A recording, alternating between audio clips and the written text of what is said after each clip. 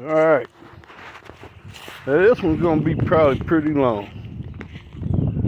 Because I think there's some things that need to be said. By me anyway. We're gonna go back.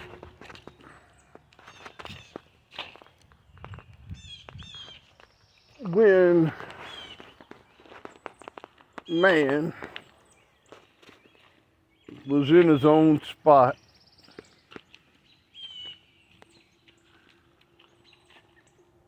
he minded his own business, took care of his own people, except one group.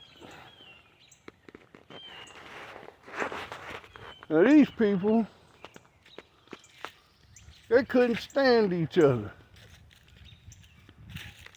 They just had to kill each other. You ain't this, you ain't that, you ain't this, you ain't that. Live in the same fucking country. Eat the same damn foods, basically. But one ain't the other. So, therefore, they less than, they should, all that shit. And then them fuckers figured out how to travel a little bit. And they found this other country where everybody takes care of each other. Caring, humble, ones with the land, respect, knowledge of the stars, gods.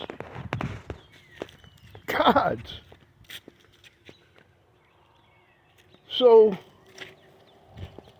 something had to give,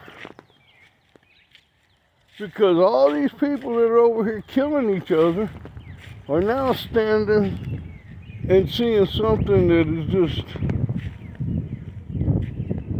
it's unbelievable.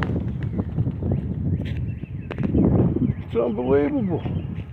Lush land, beautiful people, majestic.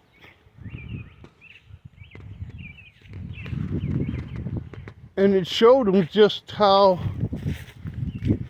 insignificant that they were. So they had to come up with a plan. Because see, they realized from the beginning that these people were extremely spiritual. Why wouldn't they be? They're tied to the land, to the sun. They're the sun people. So they go back,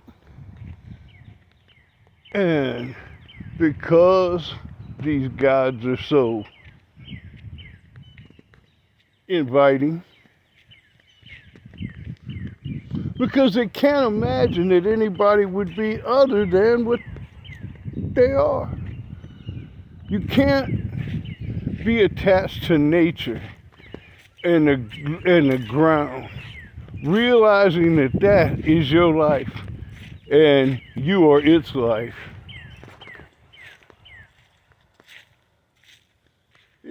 You're going to be humble. The humility. You know that you are a companion. You know that you are a steward. But you have been introduced to these hate-filled people.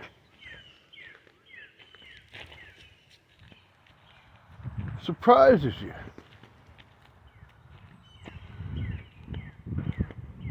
But you don't realize just how hateful these fucking people are. Because they're savages. It's the only thing they know how to do is kill. That's what they are proficient at. Kill it. So, they infiltrate with some people with Bibles and forked tongues. and they start to sway some of the more gullible, which allows them to bring in more of their infiltrators until they get foothold enough to where they can start killing.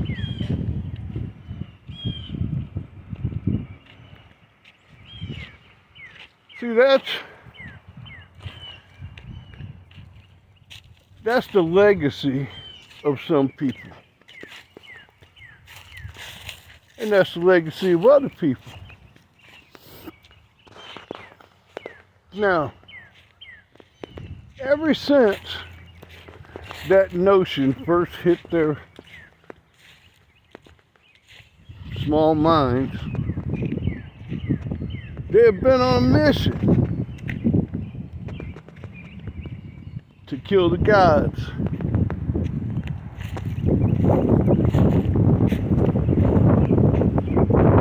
Thousands of years. They've called themselves gods. They've worshipped their gods. They got the humble people to worship their gods. The tongue is forked and the tongue is strong.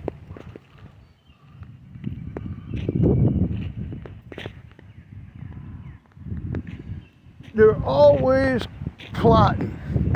There's never a day that they're not trying to figure out another way to get over on somebody. There is no, I repeat, there is no loyalty in that group. They will eat each other as quick as they will eat anything else.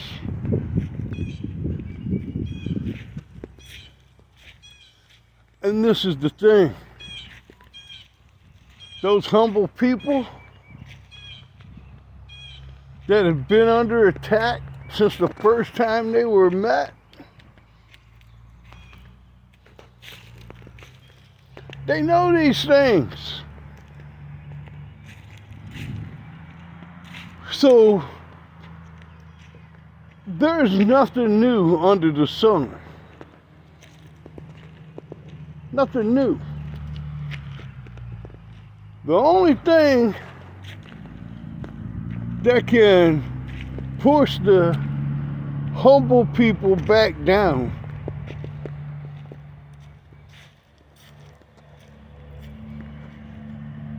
are the ones who don't know their history.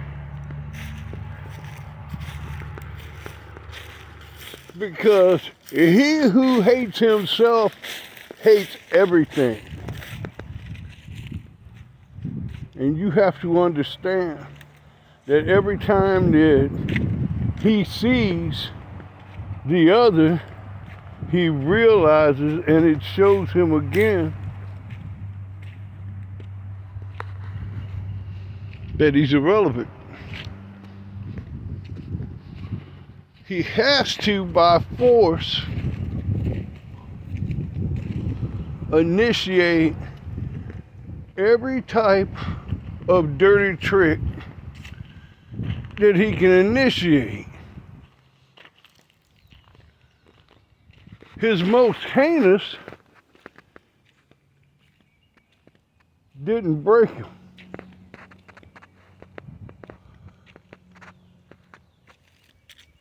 It's always going to be heinous. The attempts are always going to be heinous. And for no reason other than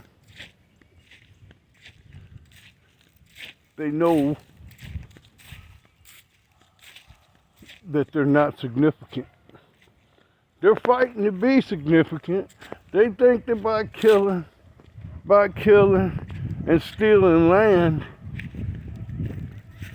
that's gonna procure it. But what comes from the soil goes back. What's stolen will be returned.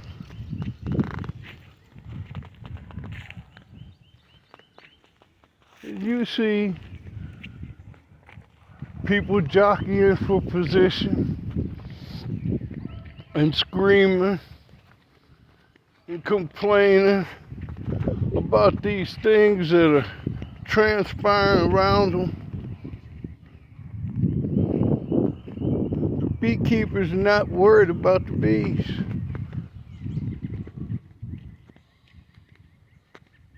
After you've been stung so many times, it's just another sting.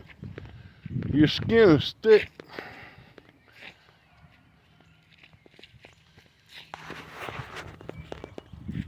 So as you grow up,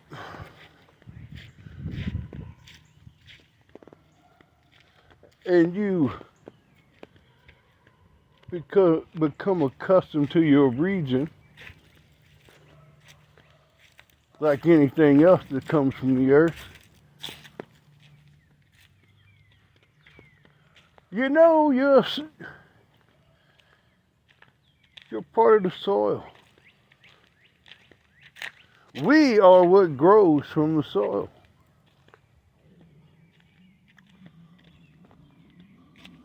Some provide nourishment, some distract the pest, and some are just, well, they're not worthless, because if nothing else, they bring the nutrients that you need to understand what the soil has to offer.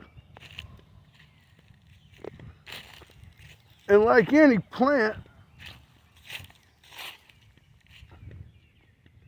you know what minerals benefit you and you know which ones don't. They take no more than what they need. And they draw up the nutrients that the other one, the shallow roots, can't reach.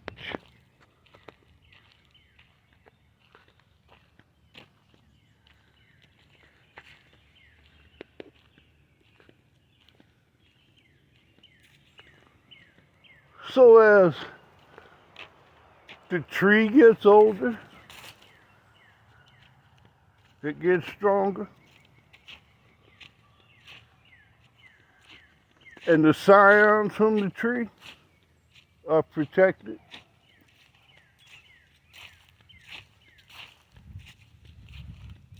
Sometimes it's only one that survives. Sometimes it's a whole group that are wrapped around the roots of that older tree.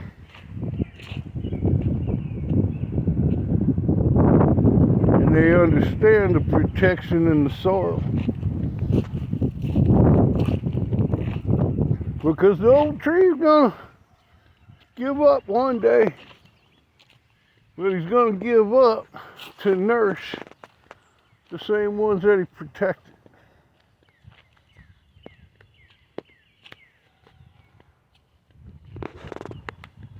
Now, anybody who's reading or listening to this,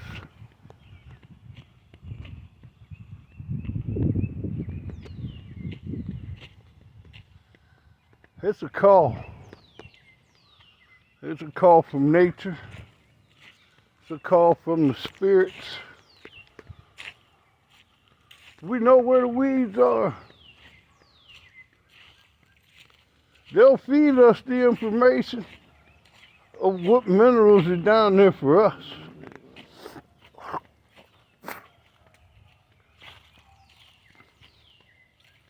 Then we'll just use what we need.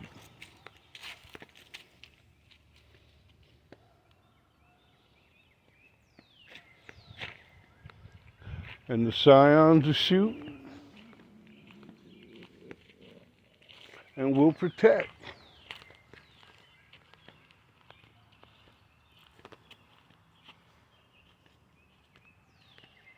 This is a shout out to the shepherds.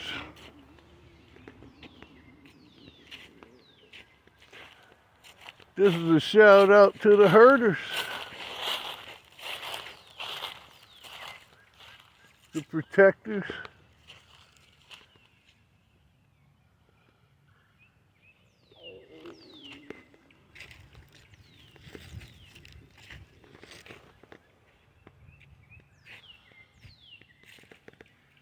This is quiet elevation.